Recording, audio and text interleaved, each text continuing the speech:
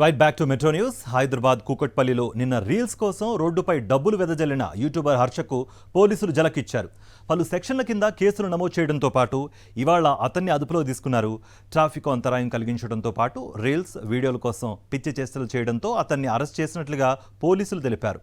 ఇలాంటి దుశ్చర్యలకు పాల్పడితే ఎట్టి పరిస్థితుల్లోనూ ఉపేక్షించేది లేదని యువతను పోలీసులు హెచ్చరించారు.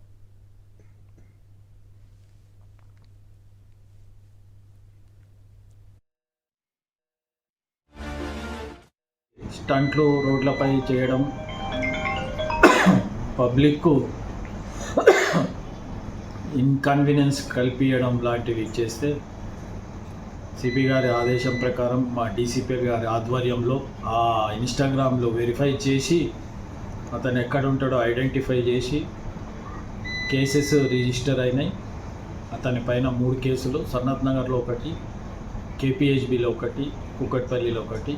ఆ 3 కేసులలో అతన్ని ఈరోజు తీసుకొని వచ్చి జ్యుడిషియల్ రిమాండ్కు కోర్టుకు పంపడం అయినది. ఈ సోషల్ మీడియాలో ఎవరైనా ఇట్లా స్టంట్లు చేసి పెడితే అందరిపైన లీగల్ యాక్షన్ తీసుకోబడుతుంది. A few moments later.